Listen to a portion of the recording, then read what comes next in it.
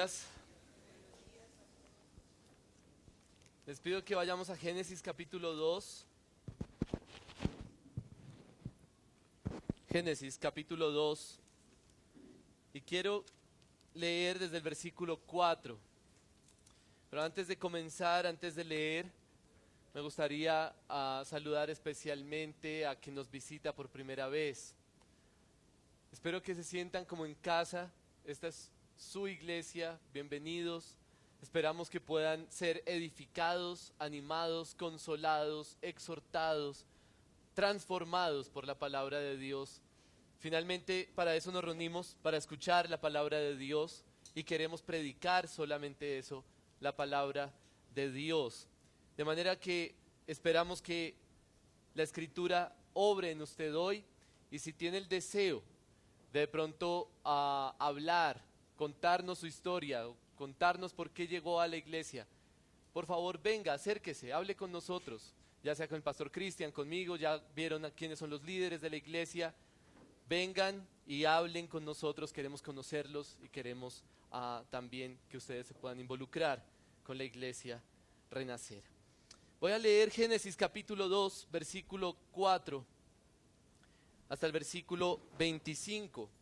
Y otro anuncio antes de comenzar. Ya hoy hay bosquejos. Hace 8 días una hermana me preguntó que si había bosquejos. Yo le dije que no, porque era un repaso. Esta mañana se acabaron, entonces ya nos trajeron otros bosquejos. Si usted quiere tomar uno de esos para llevarlo a su casa y estudiar un poco más esta semana, puede hacerlo. Génesis capítulo 2, versículo 4. Dice así la palabra inspirada por Dios. Estos son los orígenes de los cielos y de la tierra, cuando fueron creados, el día en que el Señor Dios hizo la tierra y los cielos. Y aún no había ningún arbusto del campo en la tierra, ni había aún brotado ninguna planta del campo, porque el Señor Dios no había enviado lluvia sobre la tierra, ni había hombre para labrar la tierra. Pero se levantaba de la tierra un vapor que regaba toda la superficie del suelo. Entonces el Señor Dios formó al hombre del polvo de la tierra y sopló en su nariz el aliento de vida, y fue el hombre un ser viviente. Y plantó el Señor Dios un huerto hacia el oriente en Edén, y puso allí al hombre que había formado. Y el Señor Dios hizo brotar de la tierra todo árbol agradable a la vista y bueno para comer.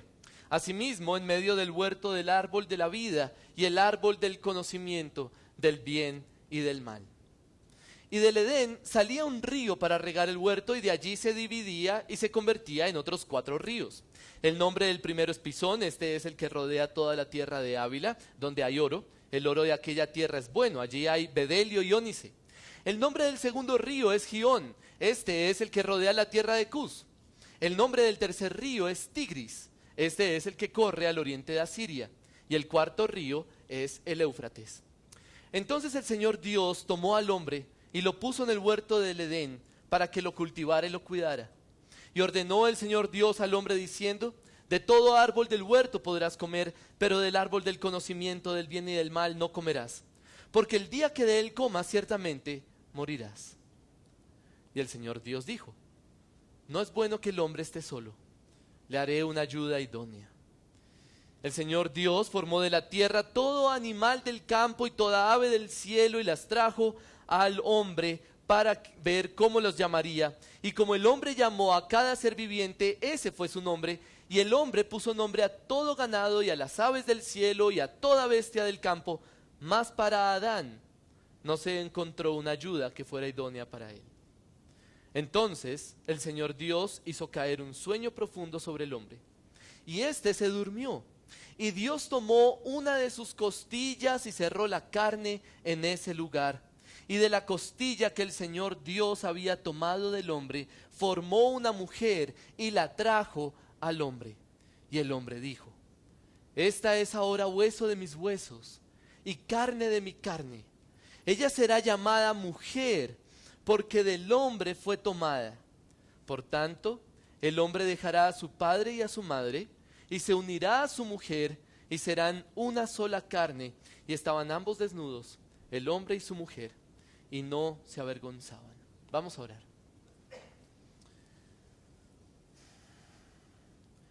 Padre eterno, te ruego que tu palabra corra en nuestros corazones y sea glorificada. Padre, te suplico que transformes nuestra mente y nuestro corazón a través de tu palabra, porque hemos venido a escucharte, Señor. No hemos venido a escuchar ideas humanas, no hemos venido a escuchar filosofías, posiciones. Hemos venido a escuchar tu palabra, porque necesitamos tu palabra. Como cantábamos hace un momento, Señor, ¿a dónde más iremos para encontrar sentido y propósito para nuestra vida? Si solo tú tienes palabras de vida eterna. Así que, Señor, te ruego que obres. Te ruego que actúes a través de tu Espíritu por la gracia que has derramado sobre nosotros por medio de nuestro Señor Jesucristo. Que obres en nosotros para que seamos transformados conforme a tu voluntad para vivir para tu gloria. Glorifícate, exalta a tu Hijo. Te lo pido en el nombre de mi Señor Jesucristo. Amén. Por fin vamos a tratar el tema que tanto han esperado las damas o los esposos, no sé quién lo ha esperado más. Hace 8 días una hermana me decía, yo estaba esperando hoy escuchar, a ver qué es lo que tiene que decir para las mujeres. Hoy otra hermana me dijo, o sea que hoy es el día que nos va a dar duro. Bueno, es la palabra de Dios y efectivamente vamos a hablar hoy del rol de la mujer en la creación y el pacto de Dios. La primera parte de este pasaje se enfoca en el hombre, en el lugar que tiene el hombre en la creación y el pacto que Dios ha establecido, y ahora va a enfocarse en la mujer. Recordemos que en el versículo 5 se nos presentó un problema, una dificultad, una necesidad. ¿Cuál era ese problema? No había árboles, no había plantas, de manera que no podía crecer vegetación. ¿Por qué? Porque no había lluvia y porque no estaba el hombre. Entonces, en los primeros versículos de este pasaje vemos que Dios suple esa necesidad, hace que haya agua que riegue la tierra en el versículo 6 y además crea unos ríos que se extienden para regar el huerto de Edén. Y además crea al hombre para que el hombre cultive y cuide la tierra. De manera que esa necesidad o esa problemática ya está solucionada, pero entonces en el versículo 18 se nos presenta un nuevo problema. No es bueno que el hombre esté solo. Hermanos, les pido que consideren la importancia de Génesis 2. Muchas veces nos acercamos a la Escritura, sobre todo en estos textos como Génesis 2 o como Génesis en general, pensando como en fábulas, historias. Bueno, sí, son historias, pero son reales. Esta es la historia de nuestra existencia. Esto no simplemente es una fábula con un buen mensaje moral para que usted lo aplique. Esto es la palabra de Dios, es la historia de nuestra raza.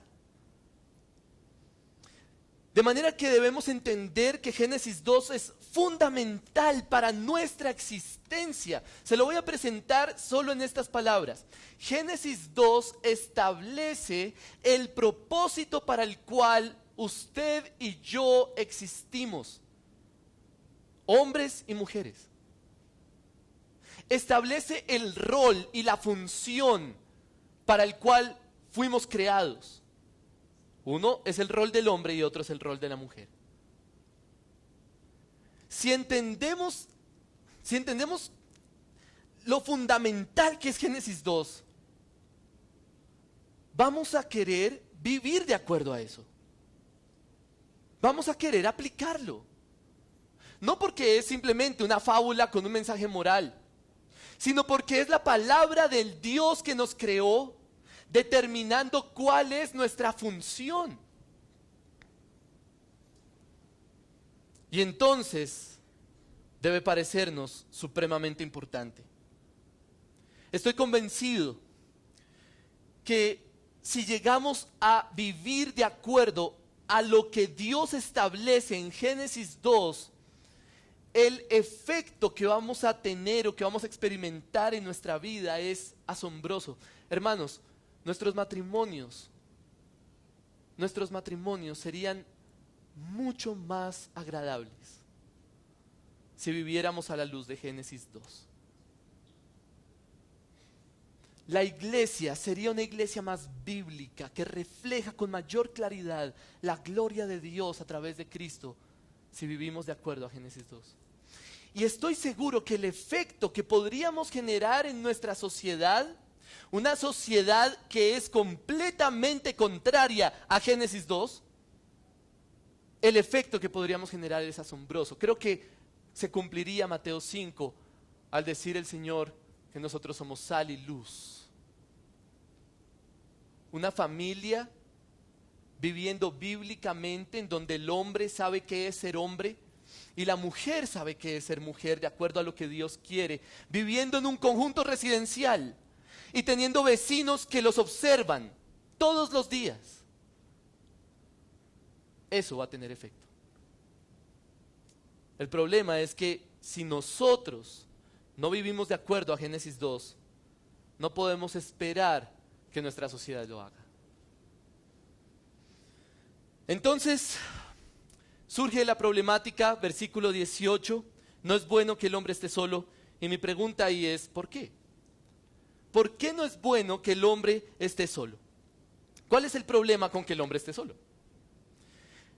Hay tres opciones que quiero mostrarles para responder esa pregunta, pero creo que son opciones que no hacen justicia al texto, es decir, no son lo que está pensando Moisés, que es el autor de este pasaje, en este texto.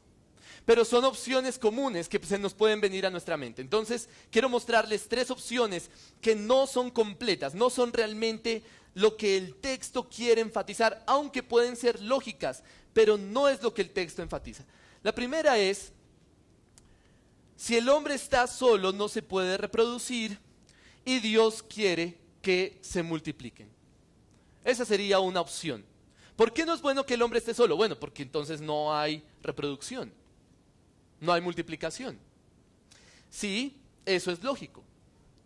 Sin embargo, no creo que es el punto del texto. Si miramos en Génesis 1, cuando Dios habla de la multiplicación, lo dice como su bendición una vez ya ha creado al hombre y la mujer. La necesidad aquí de la mujer, del hombre en cuanto a la mujer, no es simplemente reproducción, porque aún no se ha establecido que la idea es que se multipliquen. Eso lo sabemos por Génesis 1, pero recuerden que Génesis 1 llega un poco más adelante en la cronología. Génesis 2 nos devuelve un poco. En este punto aún no se ha establecido la idea de multiplicación, de manera que no se entendería que la necesidad es reproducción. Esa es una opción, esa es una razón por la cual no creo que ese es el punto. Pero hay otra razón, y es que el texto no lo enfatiza.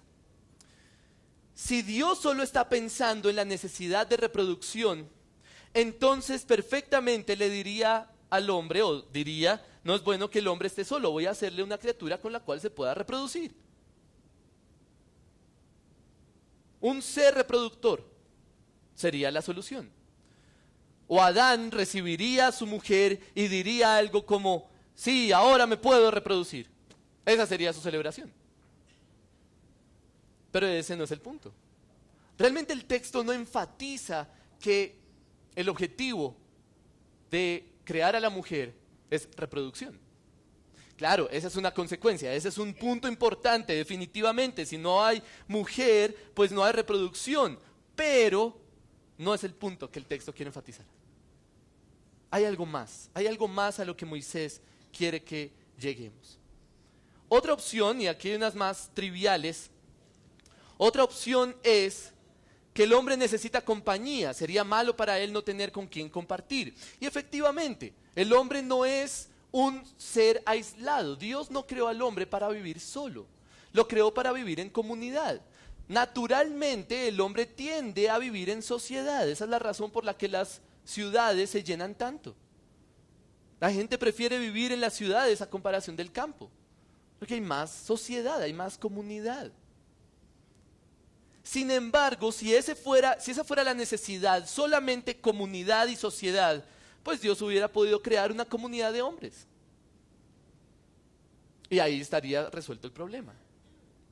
Pero realmente hay algo más. Finalmente, y esta es muy común, y espero, hermanos, que no asuman esa posición ante por qué no es bueno que el hombre esté solo. Esa opción es que el hombre está solo o que el hombre esté solo es malo socialmente, el hombre debe estar casado. Esa es una perspectiva típica al abordar este texto. No es bueno que el hombre esté solo, es decir, tiene que casarse. Eso hace que solteros lleguen a Génesis 2 y ¡ay! Qué pereza leer Génesis 2, porque yo sé, no es bueno que el hombre esté solo, pero ¿qué hago? ¿Cierto? Y muchos son los que traen a colación este versículo para cuando se van a casar. Bueno, es que no es bueno que el hombre esté solo, entonces me voy a casar. Sin embargo, ese no es el punto de este pasaje. El Nuevo Testamento, tanto nuestro Señor Jesús como el apóstol Pablo establecen muy claramente que ser soltero es bueno. El problema aquí no es que el hombre sea soltero. El problema va más allá. El apóstol Pablo dice que él mismo es soltero y anima a otros a hacerlo porque serían muy útiles para la obra del Señor.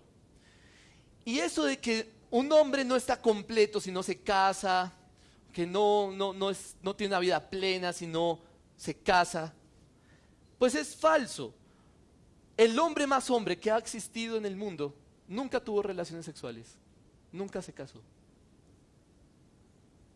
De manera que ese no es el punto. Por supuesto, el matrimonio es bueno, es necesario para la creación, para la sociedad, es necesario, pero ese no es el enfoque. El enfoque aquí no es que es malo ser soltero. Muy importante que lo tengamos en cuenta y vamos a repetirlo, enfatizarlo un poco más adelante cuando hablemos del matrimonio. Entonces la pregunta es, bueno, ¿por qué no es bueno que el hombre esté solo? ¿Cuál es la necesidad específica?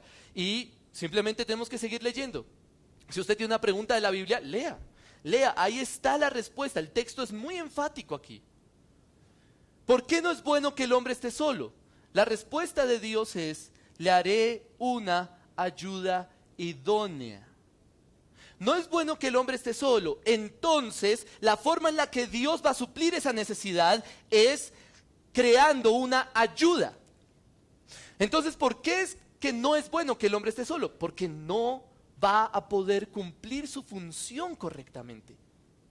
En la mente de Dios, el hombre no va a poder cumplir esa función de la que hablamos en los versículos anteriores acerca del sacerdocio, de cuidar y proteger y cultivar la tierra. No va a poder cumplir esa función solo.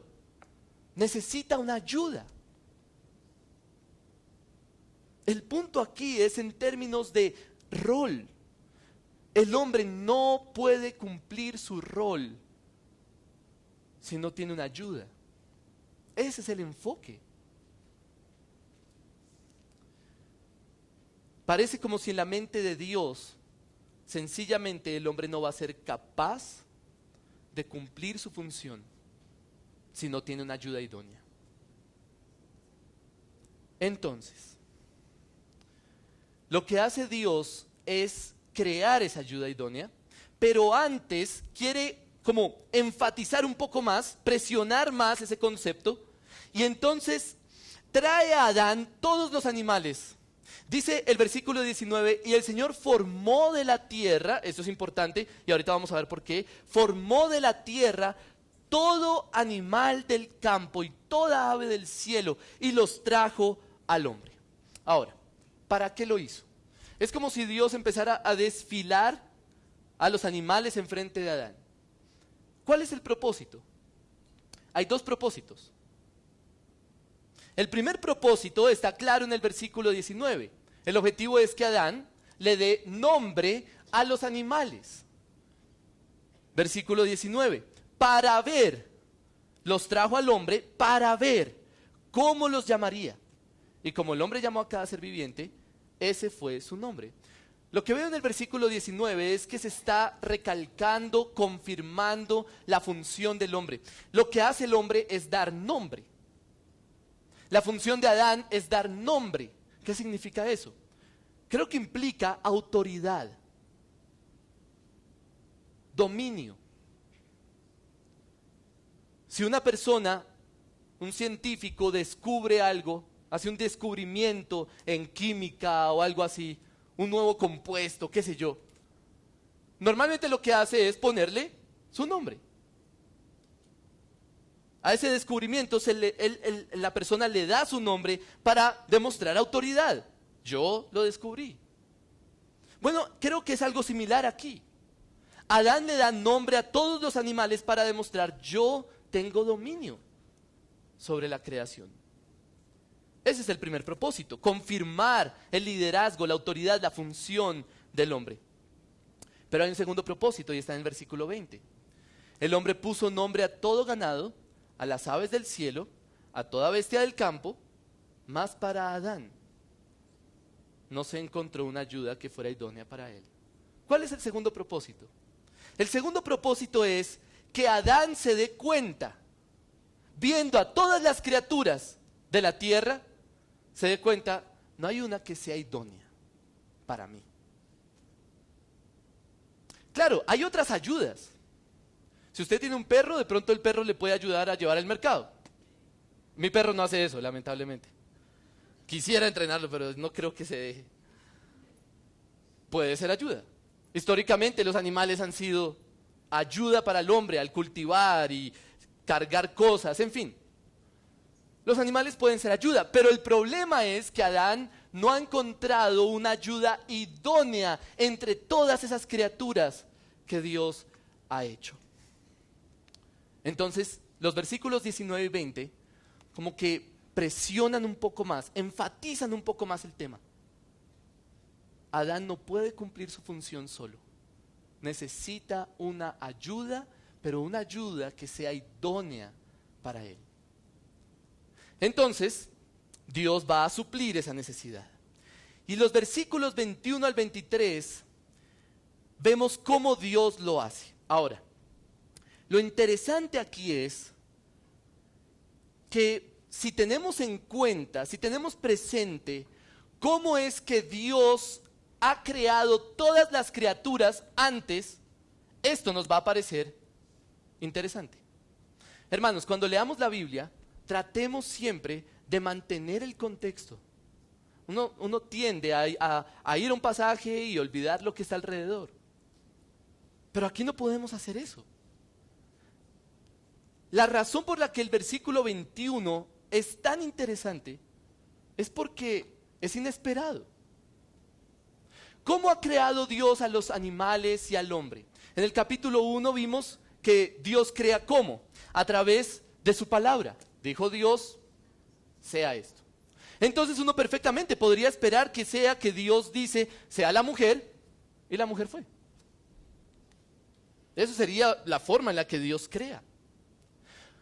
Si miramos cómo fue que Dios creó al hombre, nos damos cuenta que Dios lo formó de la tierra. Recuerden que el hombre fue creado por causa de que la tierra no estaba cultivada. Se necesitaba al hombre para labrar la tierra. Entonces Dios crea al hombre de la tierra. Lo forma de la tierra. Y fíjense que en el versículo 19 nos dice que Dios formó de la tierra todo animal del campo. Entonces lo que podríamos asumir es que Dios va a hacer una muñequita en barro y le va a dar vida. Pero no hace eso. Entonces el Señor Dios hizo caer un sueño profundo sobre el hombre y éste se durmió. Y Dios tomó una de sus costillas y cerró la carne en ese lugar. Y de la costilla que el Señor Dios había tomado del hombre, formó a la mujer y la trajo al hombre. Es una criatura distinta, diferente a todo lo que hemos visto hasta acá. Una creación diferente. No es simplemente por medio de la palabra, no es de la tierra, es directamente del hombre. Lo que Dios hace es quitar una parte del hombre y de esa parte formar una nueva criatura que va a ser la ayuda idónea para el hombre. Para él, especial para él.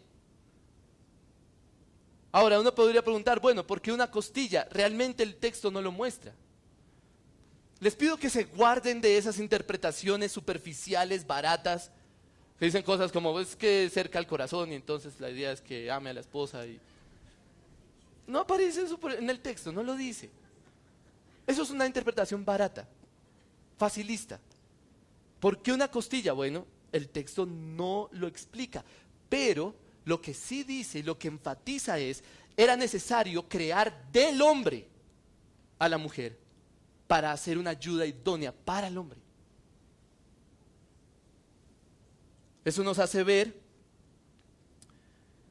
que la mujer es creada a causa del hombre para ser ayuda especial del hombre. La razón por la que existe la mujer es el hombre. Por más raro que eso pueda sonar en nuestro tiempo. La causa de la existencia de la mujer es el hombre. ¿Y por qué lo enfatizo así? Bueno, porque el apóstol Pablo lo interpretó de esa forma. Miren lo que dice 1 Corintios capítulo 11, versículos 8 y 9. Porque el hombre no procede de la mujer, sino la mujer del hombre. Pues en verdad, el hombre no fue creado a causa de la mujer, sino la mujer a causa del hombre. Y eso tiene implicaciones de liderazgo y de sumisión. De manera que el enfoque de este pasaje, y es lo que Pablo ve, Pablo lee Génesis 2 y lo que entiende es, la mujer fue creada a causa del hombre. El punto aquí es que es necesaria una ayuda idónea para el hombre, entonces vamos a crear del hombre una criatura por causa del hombre y para el hombre, el varón. Y entonces, al ver eso, Adán pronuncia un discurso. Ese discurso es supremamente interesante por varias razones. Una, porque es la primera vez que habla el hombre.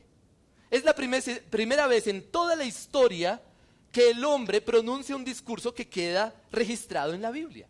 Así que es importante. Si es la primera vez que va a hablar Adán, entonces hay que poner cuidado. Pero además es interesante porque es un discurso acerca de la mujer. Lo primero que dice Adán en la Biblia es acerca de la mujer. Y además es interesante porque es poesía. Si usted tiene una Biblia de las Américas, usted va a notar que hay un cambio en la forma de escritura. Y empieza a ser, el versículo 23 son renglones. Bueno, la razón por la que ellos quieren dejar eso claro es porque es una poesía.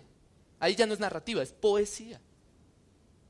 O sea que es como que Adán hace un poema para la mujer. Aunque lo interesante es que no le habla a la mujer, le habla a Dios. Porque habla de la mujer en tercera persona. Y de eso vamos a hablar un poco más dentro de 15 días en cuanto al matrimonio. Pero quiero que noten lo que dice. ¿Cuál es el enfoque de Adán? Esta es ahora hueso de mis huesos y carne de mi carne. Ella será llamada mujer, o si usted tiene una Reina Valera, varona, porque del hombre fue tomada. Claramente, el enfoque del versículo es, la mujer sale del hombre. Esto es hueso de mis huesos, carne de mi carne. Le voy a poner este nombre porque fue tomada del hombre. Ahora, ¿por qué dice mujer o varona o cómo es eso? Bueno, en el idioma hebreo es muy claro. La palabra para decir hombre en hebreo, que es el idioma original de la Biblia en el Antiguo Testamento, es ish, así se dice hombre. Y mujer se dice ishi. Adán es muy inteligente, en verdad.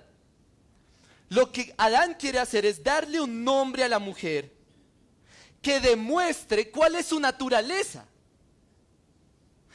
Entonces lo que hace es, bueno, voy a ponerle un nombre a esta criatura nueva. ¿Qué nombre le pongo? Bueno, la característica esencial de esa criatura es que viene del hombre, proviene del varón, fue creada por causa del varón. Entonces se va a llamar varona. Por supuesto, esa no es una palabra que nosotros usamos, pero en otros idiomas se hace la conexión, se ve la conexión. La existencia de la mujer es por causa del hombre. Lo que hace a la mujer una ayuda idónea para el hombre es que viene del hombre. Ese es el punto. Y fíjense que el versículo 23 sigue estableciendo el liderazgo de Adán, porque así como él da nombre a los animales, también da nombre a la mujer, afirmando la función de Adán. Él es el que da nombre, ella es la ayuda. Entonces, sucede algo en el texto que uno no espera. Mire, uno sabe que Génesis 2 va a hablar de matrimonio, pero es muy interesante leer el texto como si uno no supiera. Como, ¿y ahora qué viene? Como la primera vez que usted ve una película. ¿Y ahora qué viene? Y lo peor es que a uno se le tira en la película, ¿cierto? Se le tira al final de la película. Trate de leer el texto como si usted no supiera lo que viene. Dios crea una mujer para hacer ayuda para Adán, y él dice, esta es mi ayuda idónea, proviene de mí. ¿Y ahora qué? Y la conclusión que saca Dios, porque el versículo 24 ya no habla Adán, habla Dios. Lo sé porque en Marcos el Señor Jesús dijo que eso lo había dicho Dios, y vamos a verlo después. Pero el punto es que la conclusión que saca Dios es, por tanto, el hombre dejará a su padre y a su madre, se unirá a su mujer y serán una sola carne. Lo que quiero que noten es que el versículo 24 es la conclusión del versículo 23. Como la mujer proviene del hombre, entonces que el hombre deje a sus padres y se una a su mujer y sean una carne. Eso tiene unas implicaciones tremendas. El matrimonio existe entre el hombre y la mujer porque la mujer viene del hombre. La razón por la que entre hombre y mujer puede haber matrimonio es porque la mujer viene del hombre. Es el único caso en toda la creación en el que sucede esto. Porque los perros no se casan. ¿Y por qué no se casan? Porque tanto el varón o el macho como la hembra son creados aparte de la tierra. Pero la mujer es creada del hombre. De manera que entre hombre y mujer puede haber una relación diferente. Pueden ser una sola carne. Por eso es que un matrimonio homosexual es una contradicción de términos. Matrimonio homosexual es contradictorio. Porque precisamente el punto es que la mujer proviene del hombre como una criatura diferente proveniente de él, y entonces puede haber matrimonio. Pero vamos a hablar de eso dentro de 15 días. Por ahora quiero que noten que la naturaleza de la mujer, la esencia de la mujer es ser ayuda para el hombre, por causa del hombre, y sacada del hombre. De manera que quiero como sintetizar todo eso que hemos visto, porque lo que hemos hecho es ir por el texto viendo como lo que está pasando, pero quiero sintetizarlo en 2 observaciones para terminar mi mensaje. La primera observación es esta. La mujer no es presentada como una segunda categoría de ser humano. Esa es la primera observación que quiero que noten. Lamentablemente nuestro mundo es un mundo de extremos, entonces, por causa del pecado, el hombre ha tomado su liderazgo sobre la mujer y lo ha convertido en algo que llamamos, por ejemplo, machismo. Lo cual no es bíblico. No es bíblico. Si miramos este pasaje con seriedad, este texto no nos está diciendo que el hombre es superior a la mujer en esencia o algo así, como si la mujer fuera una segunda categoría de ser humano. Para muchos hombres lo es. Históricamente eso ha sido real, pero no es bíblico. Así que la próxima vez que alguien le diga, es que usted es un machista porque es cristiano, dígale, el machismo no es un concepto que podamos sacar de la Biblia. La Biblia nunca nos llama a ser machistas, porque la Biblia enfatiza, este texto enfatiza claramente la necesidad que tiene el hombre de la mujer y la importancia de la mujer en la creación.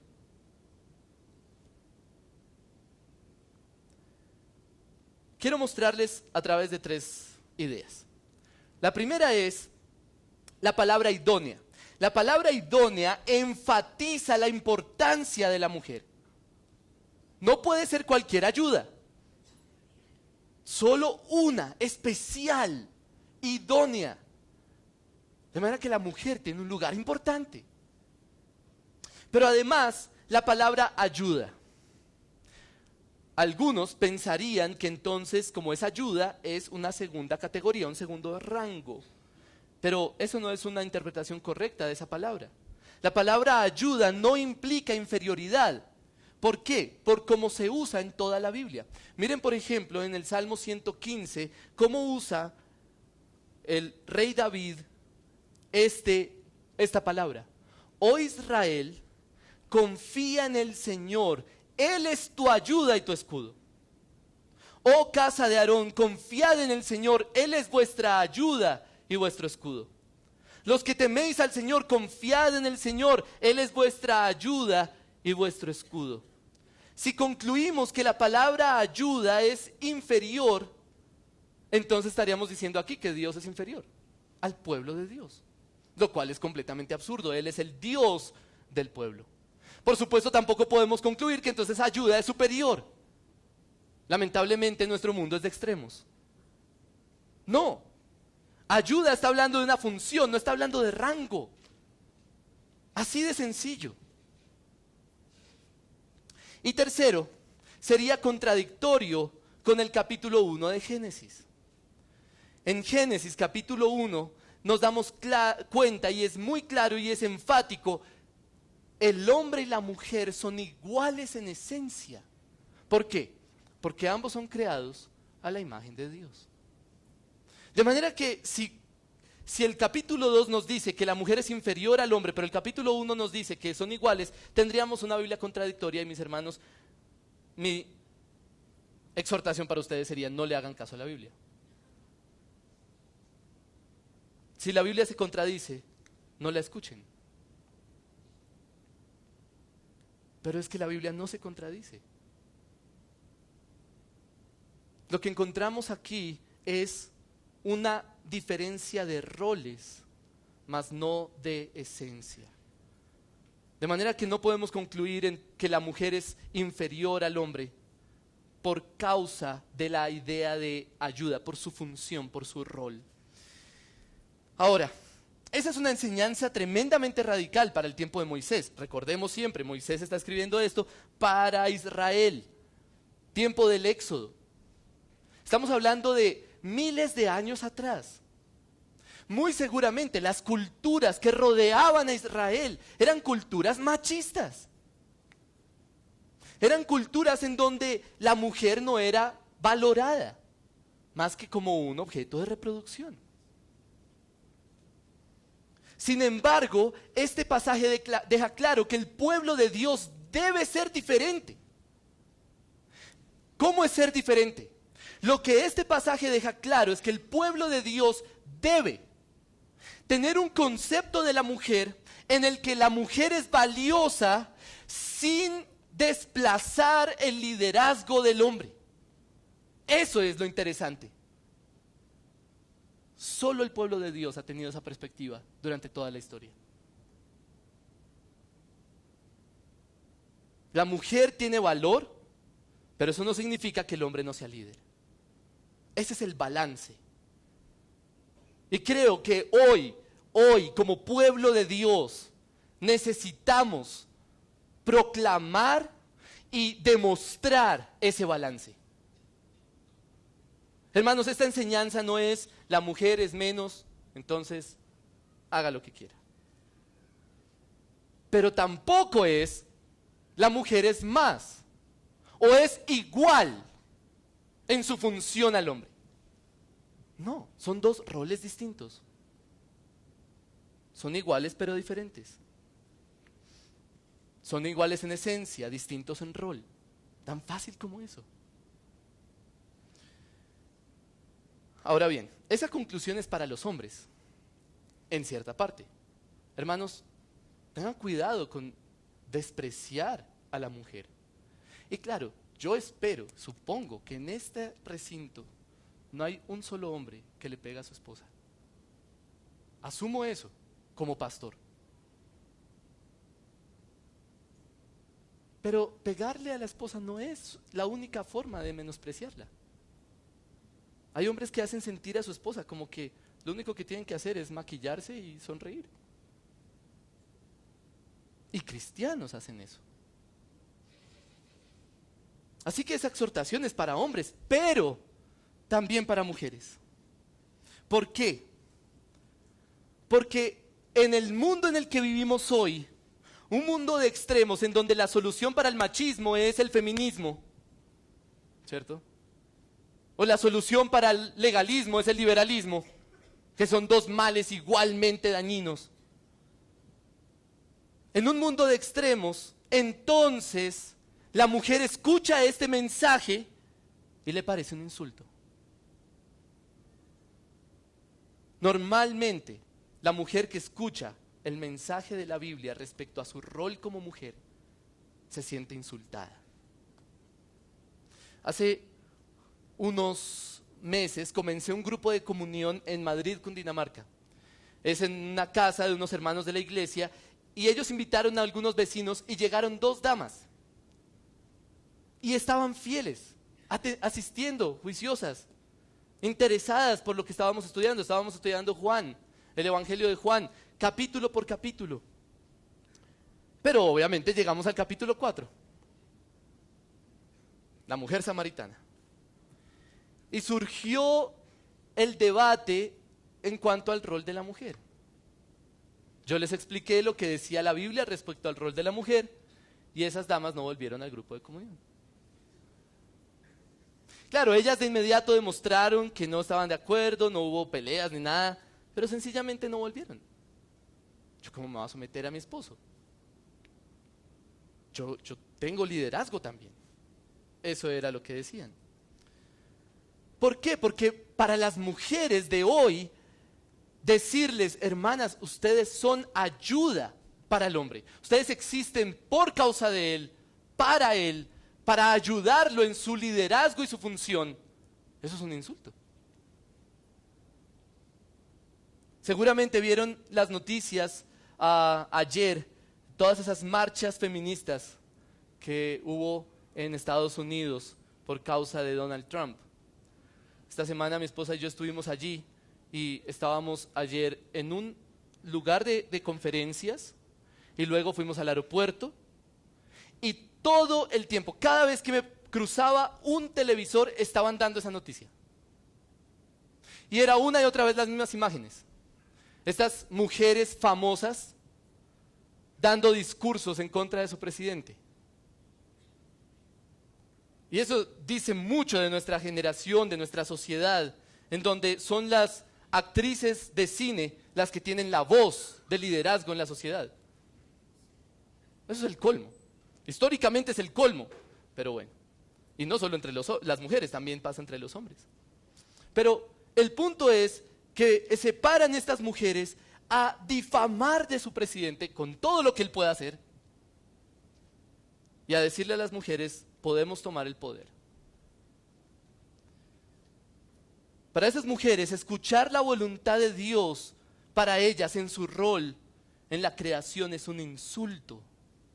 Por eso la primera observación que quiero mostrarles, hermanos y hermanas especialmente, es esta función de la mujer, lo que Génesis 2 presenta, no implica inferioridad. Usted no tiene que sentirse inferior porque es ayuda para el hombre.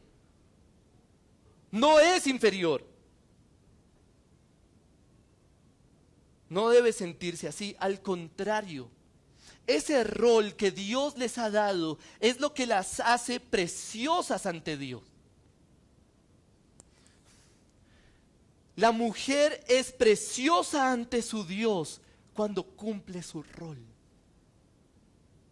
Sobre eso se basa la hermosura de la mujer. Mira lo que dice Primera de Pedro, capítulo 3. No me estoy inventando lo que estoy diciendo. Primera de Pedro.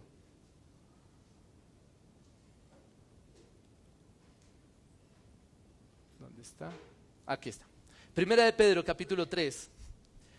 Versículos 3 al 6, que vuestro adorno no sea externo, peinados ostentosos, joyas de oro, vestidos lujosos, sino que sea el yo interno, con el adorno incorruptible de un espíritu tierno y sereno, lo cual es precioso delante de Dios, porque así también se adornaban en otro tiempo las santas mujeres que esperaban en Dios, estando sujetas a sus maridos.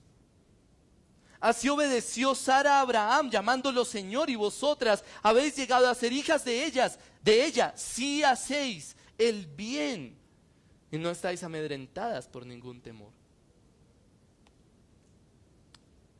No, ese texto no está diciendo que una mujer no se va a maquillar o algo así. Puede hacerlo. La pregunta es, ¿cuál es para usted, dama, el punto de su hermosura? ¿Qué es lo que la hace sentir hermosa? ¿Su vestuario? ¿Su cuerpo? ¿Su maquillaje? ¿O su rol ante Dios? Una mujer es preciosa ante Dios, demostrando sumisión, ese espíritu tierno y sereno que mostraron las mujeres de la palabra de Dios. Así que, hermanas, les pido no menosprecien la función que Dios les ha dado. Si es la función para la cual Dios las ha creado, es perfecto, es lo mejor y finalmente es la forma en la que Dios las ve hermosas. Entonces la pregunta es, ¿ante quién quieren verse hermosa? Pasemos a la segunda observación, esta es la última.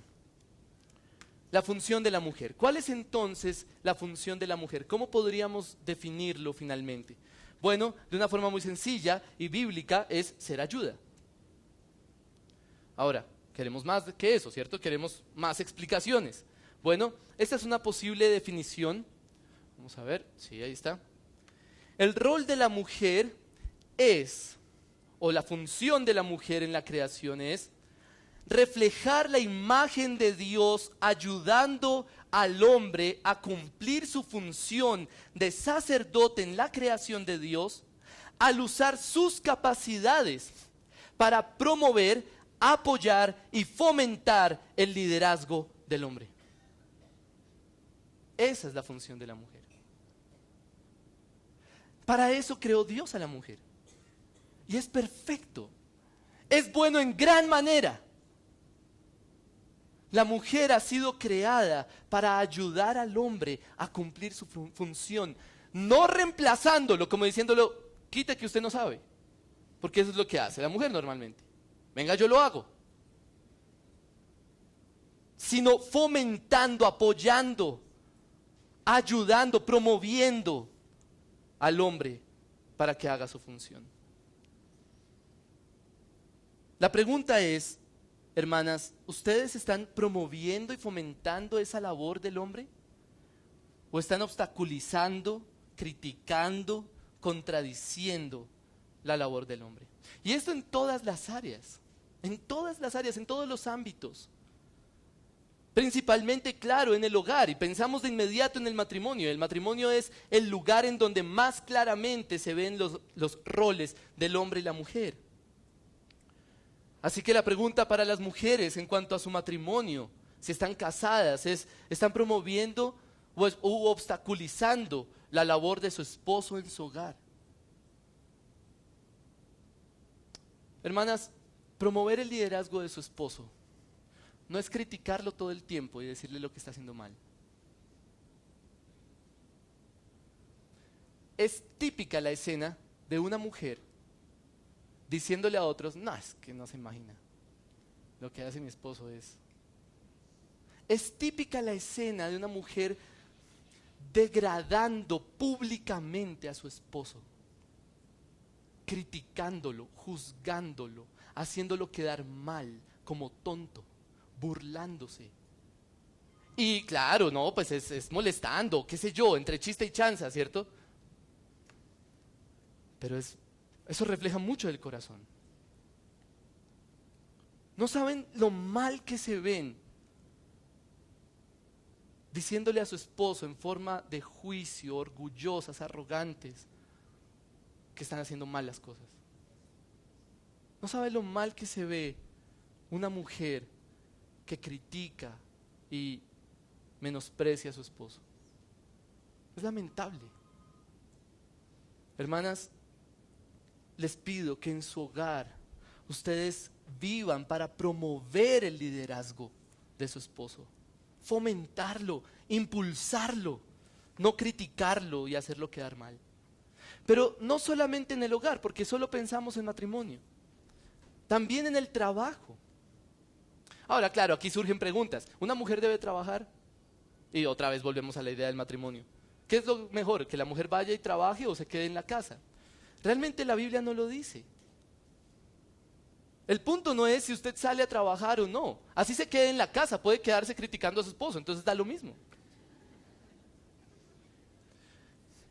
El punto está en su función. La pregunta no es si trabaja o no trabaja. De hecho, la mujer virtuosa trabajaba, salía y trabajaba.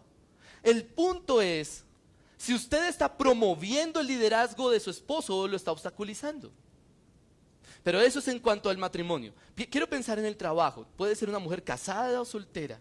Dios le da la gracia de hacer una profesión y es exitosa en una empresa. ¿Cómo debe actuar una mujer cristiana en esa empresa? La respuesta es promoviendo y fomentando el liderazgo del hombre. Ya no estamos hablando del esposo, estamos hablando del hombre, del varón. Lo típico hoy es ver que son las mujeres las que tienen los cargos más altos en las empresas.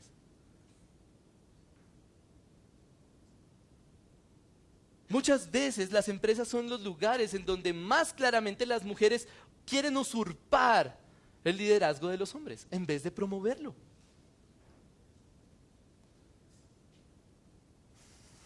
Y claro, hay damas que podrían decir, pero es que en esa empresa no hay nadie que haga bien las cosas, ¿cierto?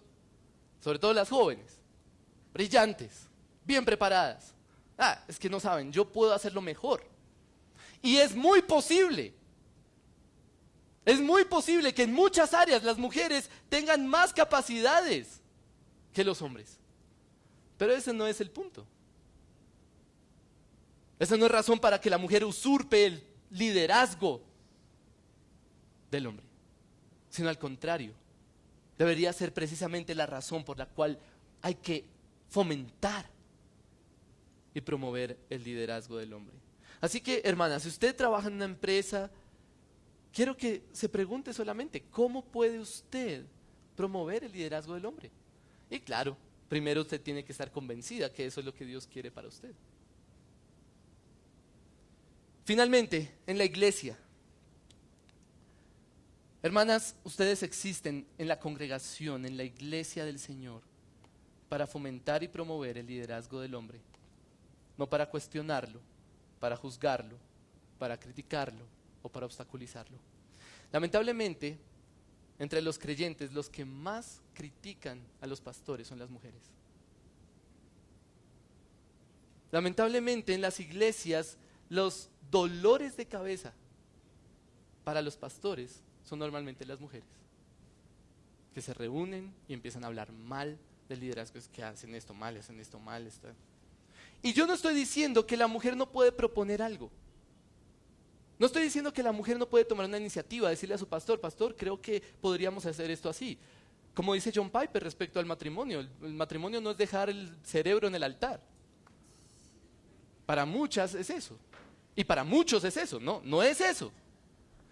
Pero uno sabe cuando hay una actitud arrogante, rebelde, criticando el liderazgo de una iglesia. Y era en el tiempo de Pablo evidente. Ustedes saben de Evodia y Síntique. Ustedes saben de 1 Timoteo 2 y 1 Corintios 11, en donde Pablo tiene que hablar de esos temas. Porque la mujer tiende a eso. Así que, hermanas, ustedes están en la iglesia para, con sus dones, fomentar, impulsar el liderazgo del hombre. No obstaculizarlo y criticarlo. Quiero terminar diciéndoles, hermanas, que me imagino que no debe ser fácil. Es muy posible que usted diga, ay, pero es que no es fácil hacer eso. Y es cierto. No me imagino cómo será tener que sometérsele a un pecador. Porque su esposo es pecador, sus compañeros de trabajo son pecadores, su pastor es pecador. Entonces, claro, debe ser difícil porque si usted ve un pecado, un error, no va a querer someterse de la misma forma. Sin embargo, hermanas, el evangelio no es que usted tiene que hacer bien de cualquier forma.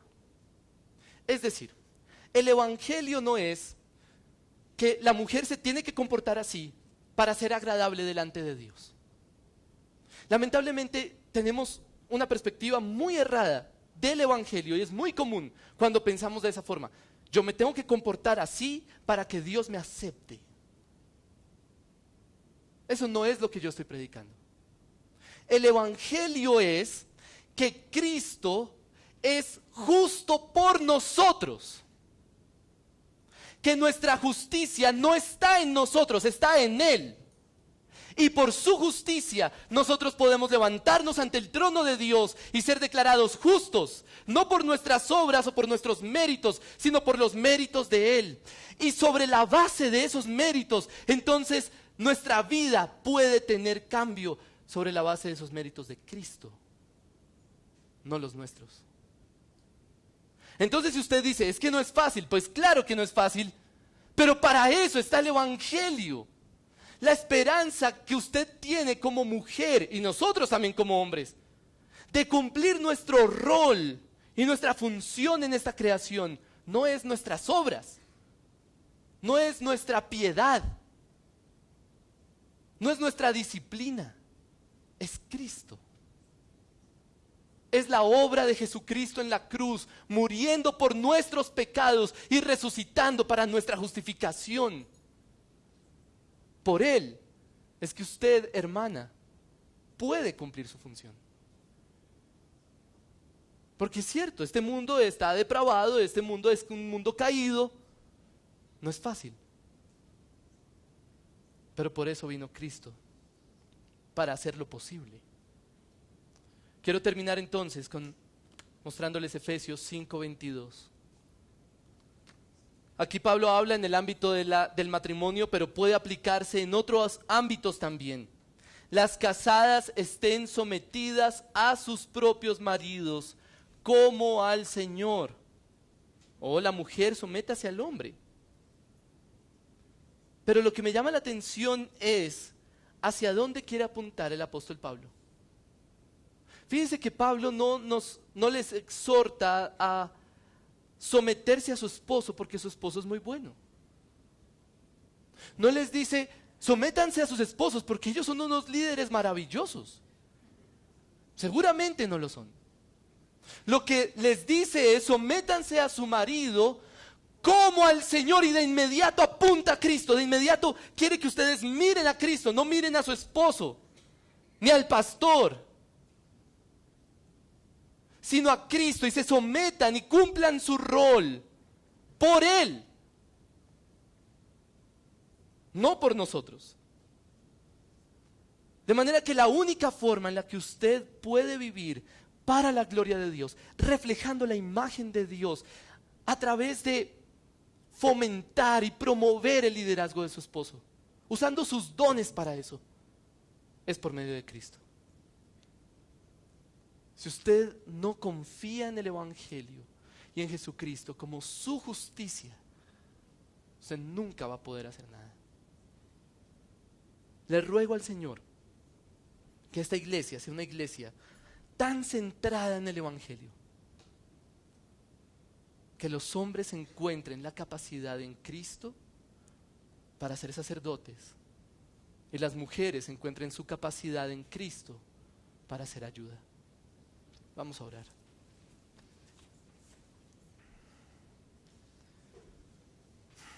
Padre, te necesitamos tu Evangelio, necesitamos a tu Hijo, necesitamos a tu Espíritu, necesitamos tu palabra, Señor.